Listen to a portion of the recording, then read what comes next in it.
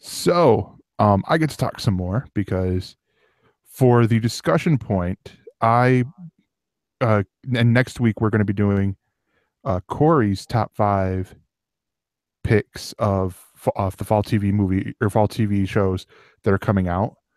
But this week, because I've been watching a lot of when I get out of work, I VPN and watch a lot of British TV shows, and one of the shows that I watch is Last Leg. Excuse me, and they're doing their coverage of the Rio Paralympics.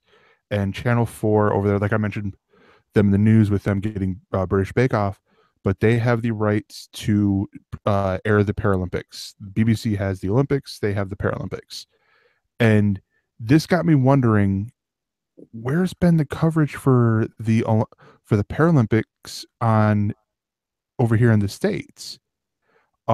Because if you remember, barely a month ago, everyone had Olympics fever. Everyone was talking about, Michael Phelps winning all these awards and or all these medals, and Ryan Lochte being a little bit of a douchebag, and So much of douchebag that he's on Dancing with the Stars, because that's what you do is you reward assholes for being fuck ups and you put them on your reality show. Great job, ABC. Love you. Yeah, and and just stuff like that, and you have him, and then we hear about Usain Bolt and all these other athletes, and we hear about their story. And don't get me wrong, their stories are great. I'm not knocking their stories, but the Paralympics would seem like that would be something that would be more where you'd get more interesting stories, because there's one athlete on,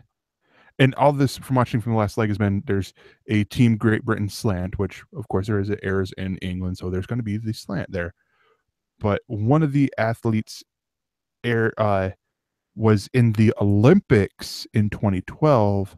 Then something happened to where now they're a Paralympian, or there was that transition of they were in they were in the Olympics in either 2012 or 2008, and then the next Olympics they're now in the Paralympics sort of deal. And you hear all these stories, one of how Great Britain had been dominating the first couple of days.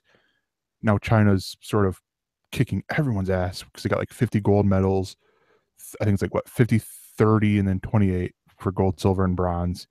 And these medals also are really cool because for the blind winners, each medal has a different sound. So you sit there and you shake the gold medal, and it makes a different noise than silver, and silver than bronze. And I'm like, that's cool. That's something that I never would have thought of would have had to have been a thing, but it totally is. Like here's how the gold medal sounds, sort of deal. And I mean, it honestly has me wondering, with hearing about all these people, hearing about the story of Jodie Cundy, I believe it's Jodie Cundy, a British cyclist who was practicing on his Beijing leg, raced on his London leg because his leg that he had made for Rio wasn't there. It didn't get there in time. And I'm like, that's freaking awesome. Like, he quickly had it painted, and painted looked awesome. It's a peg leg because they called it, his friends when he was younger called him Peggy, and it had a treasure map from London to Rio because he messed up on his event in Rio during the 20, or not in Rio, in London for the 2012 Olympics, and that was his home turf. And so it's like this event was his redemption, the 100-meter or the 1 kilometer bicycle race and stuff like that. And I'm just like, this is cool. This is the stories that I want to see, not, well, I grew up and I just decided I want to start swimming, or whatever stories they show. It's like, these are stories here. These are people coming over adversity and proving that they're really top level athletes. I mean, let's be honest though. If you're an Olympian, you're a top level athlete, and let's not let's not talk down the accomplishment of being an Olympian, the I'm, hard I'm, work and stuff I'm, that goes into it. I mean, because I know that you're not intending to do that, but it is.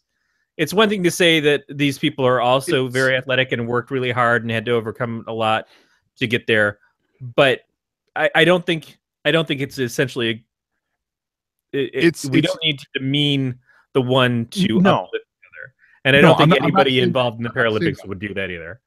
I'm not saying that. But the point I think the point I'm trying to make with this is, you look at the Olympics, you look at the sports that are in the Olympics, they have events every year. So the track, to use track here, because you have Usain Bolt, fastest man, as they say, the fastest man alive, and all that, and then you have a British runner named Johnny Peacock. I swear to God, that's his name. I'm like, why do all these people have such awesome names? But Usain Bolt, there are events year round that he can train and go to keep it, to be ready for the next Olympics. This year, he ran. Johnny Peacock ran in 2 races over the past 6 months, and I'm sitting there going, that doesn't sound right. It sounds like you need to be, and he's still training and all this other stuff, but it's like, to me it sounds like there needs to be more competitions for the Paralympians, to where it's going to be something that's more than a 2-hour thing on NBCSN here in America, where it's getting coverage around the world, all over, and all that. We got, we're fourth right now in the medals there. I don't know how we did in for the medal contention during the Olympics, but I mean, we're behind, or actually I think we're fifth. We're fourth or fifth. But we're behind China, Great Britain, and I think India or something like that. And it's like, everyone got so excited, and yet there's nothing here for this one, which is to me is more exciting, because yeah, there's not as many events, but to see a dude, an American, you want to get pride with your own country here, who trained himself how to shoot a bow and arrow, yet he has no arms, and he's more accurate than I am. I'll put it to you that way. And he sits there, and funny as all get out. You have, with rowing, you have the Zimbabwe rowing team, where they practice 2 months before the Olympics, or before the Paralympics. One person went to the tryouts, couldn't swim, and was wearing a shower cap.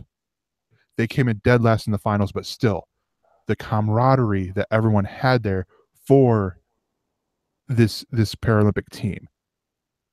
And yet, no one's talking about that on Sports Center. No one's talking about that on NBCSN. It's just, we had the Olympics. All right, let's go on football. Sort of deal.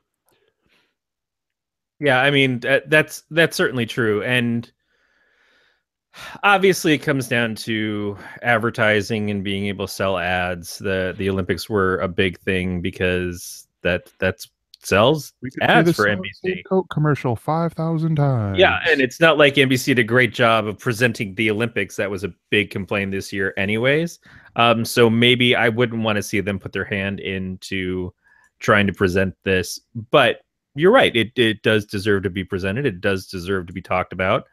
These people deserve to be seen and cheered. It's just a question of, who takes the responsibility to do that, and TV is a business, and I don't know that TV as a business is looking at this and seeing this is where a business can be. But maybe if they took a chance, they'd be surprised. No, yeah, exactly. But I just want to bring that up because,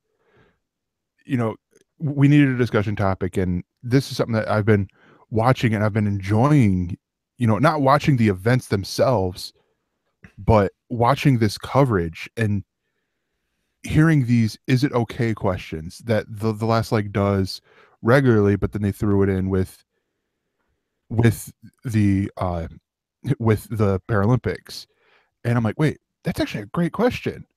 Like I mentioned this before the show, but and it's along the lines of, is it okay to change to change out of your competition wear into your streetwear with your blind female co or teammate in the room, and then they're like, and that was one that got the host Adam Hills. He's like, wait a minute, yeah, you should wait, and he had to stop and think for a second as opposed to just go like he had something there, but he's like, wait a minute, no, is that right? Wait, yeah, and it's like, and he goes, eventually he's like, yeah, well, I would probably let them know, like, so if someone knocks, they're not going, come in, oh no, I'm not decent, no, sort of deal, and then it looks way weirder than it was, sort of thing.